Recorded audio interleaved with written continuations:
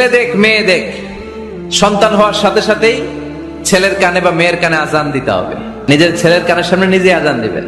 যদি নানা হয়ে থাকেন নানা, নাতির কানের সামনে যে নানাই আজান দিবেন। চাচা যে ভাতিজার কানে আজান দিবেন।